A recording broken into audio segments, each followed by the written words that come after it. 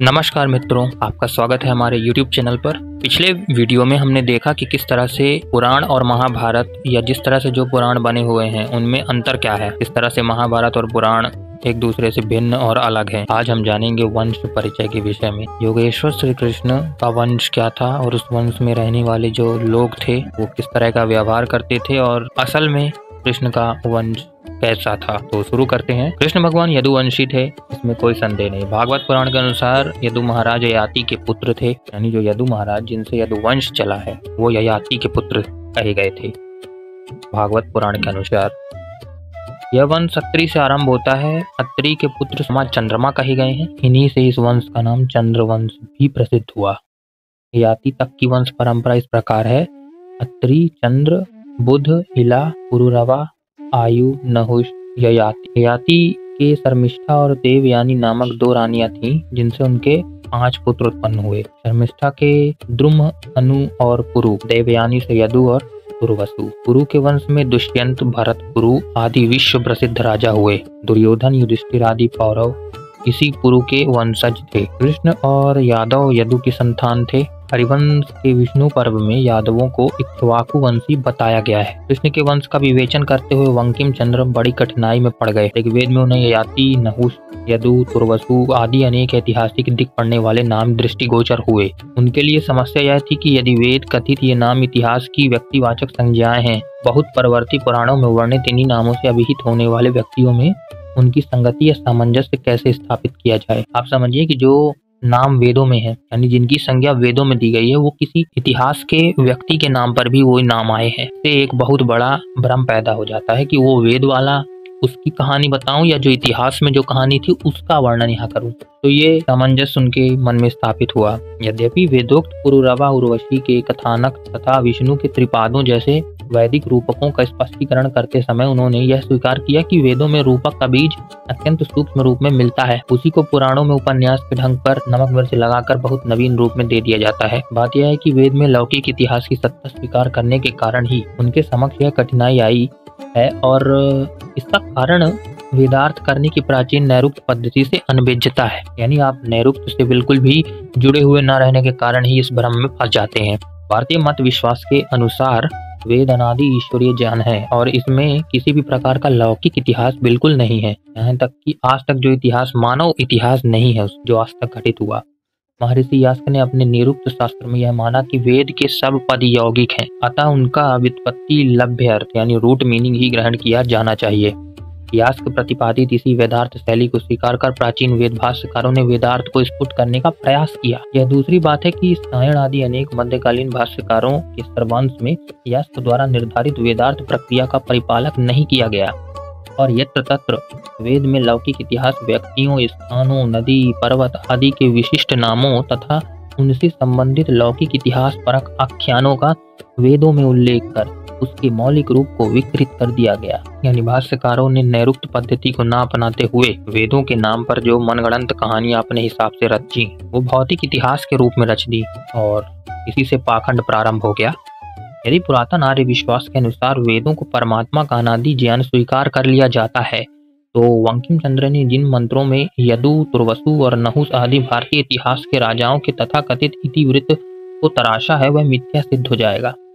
यह अवश्य है कि लोक में व्यक्तियों तथा पदार्थों को जो भिन्न भिन्न नाम से दिए जाते हैं अथवा पूर्व काल में दिए गए थे, वे नाम मूलतः वेदों में यौगिक अर्थ में उपलब्ध होते हैं। विभिन्न शास्त्रीय प्रमाणों के आधार पर इसे सिद्ध किया जा सकता है। वेदार्थ के इस रहस्य को न समझने के कारण ही बंकिम को ऋग्वेद के कृष्ण के पूर्वज यदु आदि राजाओं का इतिहास दृष्टिगोचर हुआ। कहीं वे यदु को अनार्य राजा बता बैठे हैं और इतिहास प्रसिद्ध यदु में उनकी संगति बिठाने में अपने आप को असमर्थ पाते हैं। वस्तुतः वेद में उल्लेखित यदु और न हुए आदि पदों का एतन नामना ऐतिहासिक पुरुषों से दूर का भी संबंध नहीं है। वे देवी ही सर्वेषाम् आदर्शः सर्वदा स्थितः शब्दानां ततोद्धृत्य प्रयोगः संभविष्यन्ति। कुमारिल कृततंत्र वार्तिक पृष्ठ संख्या 206 पढ़ लीजिएगा। बंकिम की शास्त्रकारों के इस मत में सहमत प्रतीत होते हैं, तभी तो वे लिखते हैं आधुनिक काव्य ग्रंथों से लेकर लोग अपने अपने पुत्र और कन्याओं के नाम जैसे प्रमिला, मृणालिनी, आदि आजकल रखते हैं, वैसे ही उस समय के लोगों का भी वेदों में अपनी संतानों का नामकरण असंभव नहीं है। तो आपने देखा कि वंश परिचय जो शुरू में हमने बताया था, किस तरह से जो यदुवंशी कृष्ण हैं उनकी वंशावली प्रारंभ होती है ययाति से। ययाति के पूर्व भी थे, उसके बाद उनके जो पुत्र हैं ययाति के पुत्र यदु हुए थे, और यह वंश अत्रि से आरंभ होता है। अत्रि के पुत्र चंद्रमा कहे गए, और फिर इस वंश का नाम चंद्रवंश हो गया। ययाति तक की वंश परंपरा जो है अत्रि हो गया, चंद्र हो गया, बुध हो गया, इला हो गया, पुरुरवा हो गया, आयु हो गया, नहुस हो गया, ययाति हो गया, और फिर अंत में यदु, तो यदुवंश, यानी जो अंत में उनके पुत्र हुए उसके बाद से जो है वंश को जाने जाना लगा। पराक्रमी राजा थे, इस कारण से यदुवंश का नाम अधिक प्रसिद्ध हुआ, जैसे इक्ष्वाकु वंश। तो अगर आपको आज के इस वीडियो श्रृंखला की जानकारी पसंद आई हो तो अगला वीडियो भी हम लेके आएंगे बहुत ही जल्द, और उसमें हम जन्म के विषय में जानेंगे कि आखिर उनका जन्म हुआ कैसे था। तब तक के लिए धन्यवाद।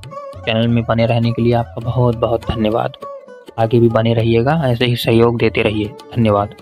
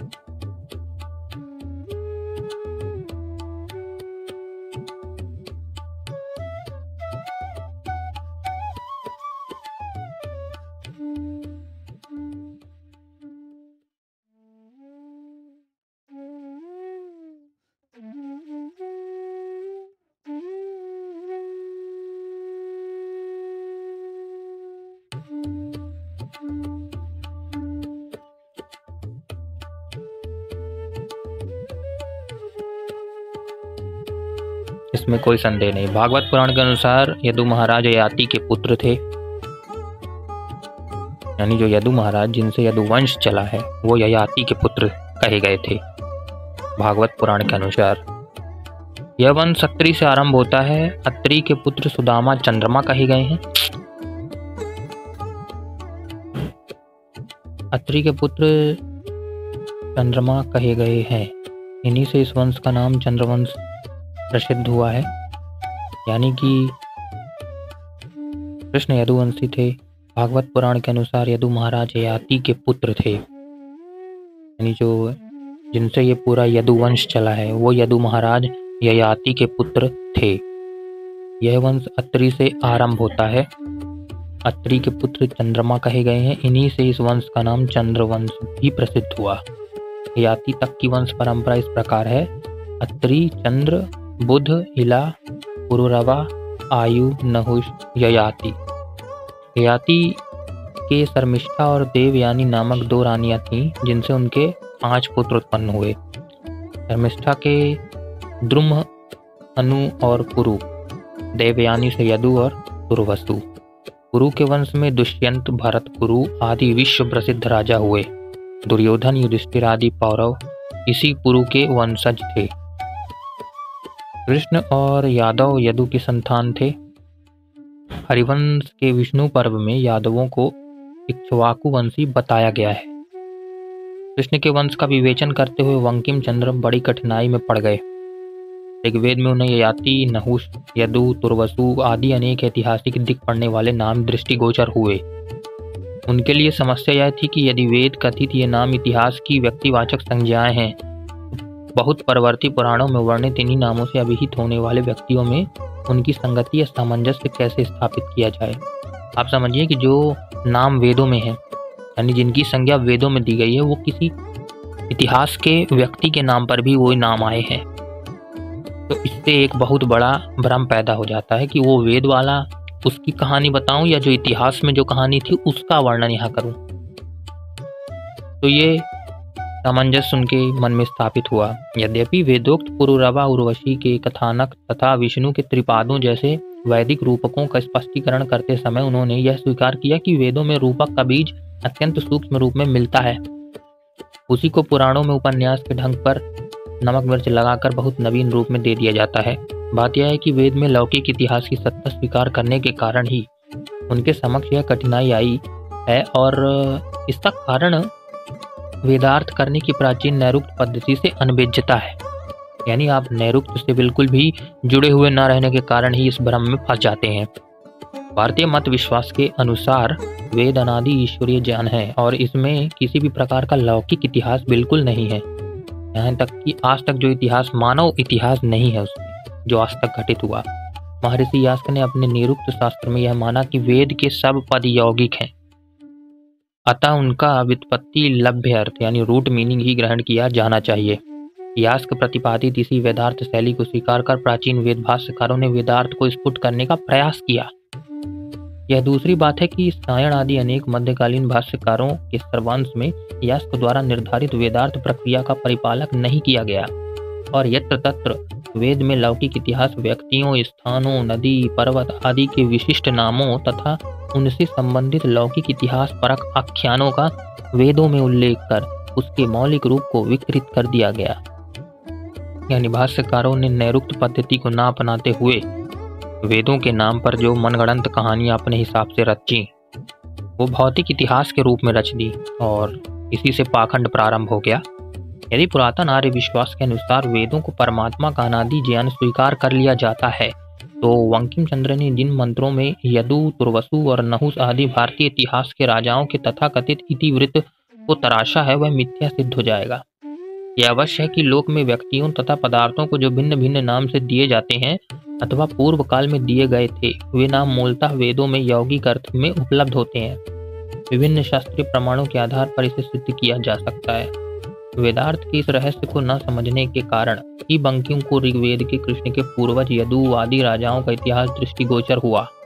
कहीं वे यदु को अनार्य राजा बता बैठे हैं और इतिहास प्रसिद्ध यदु में उनकी संगति बिठाने में अपने आप को असमर्थ पाते हैं। वस्तुतः वेद में उल्लेखित यदु और ना हुए आदि पदों का एतन नामना ऐतिहासिक पुरुषों से दूर का भी संबंध नहीं है। वेदेवी ही सर्वेषामादर्शः सर्वदा स्थितः शब्दानां ततोद्धृत्य प्रयोगाः संभविष्यन्ति। कुमारिल कृततंत्र वार्तिक पृष्ठ संख्या 206 पढ़ लीजिएगा। बंकिम की शास्त्रकारों के इस मत में सहमत प्रतीत होते हैं। तभी तो वे लिखते हैं आधुनिक काव्य ग्रंथों से लेकर लोग अपने अपने पुत्र और कन्याओं के नाम जैसे प्रमिला, मृणालिनी आदि आजकल रखते हैं, वैसे ही उस समय के लोगों का भी वेदों में अपनी संतानों का नामकरण असंभव नहीं है। तो आपने देखा कि वंश परिचय जो शुरू में हमने बताया था किस तरह से जो यदुवंशी कृष्ण हैं उनकी वंशावली प्रारंभ होती है ययाति से। ययाति के पूर्व भी थे लेकिन जहाँ तक शुरुआत होती है ययाति से, तो फिर उसके बाद उनके जो पुत्र हैं ययाति के पुत्र यदु हुए थे और यह वंश अत्रि से आरंभ होता है। अत्रि के पुत्र चंद्रमा कहे गए और फिर इस वंश का नाम चंद्रवंश हो गया। ययाति तक की वंश परंपरा जो है अत्रि हो गया, चंद्र हो गया, बुध हो गया, इला हो गया, पुरुरवा हो गया, आयु हो गया, नहुस हो गया, ययाति हो गया और फिर अंत में यदु। तो यदुवंश यानी जो अंत में उनके पुत्र हुए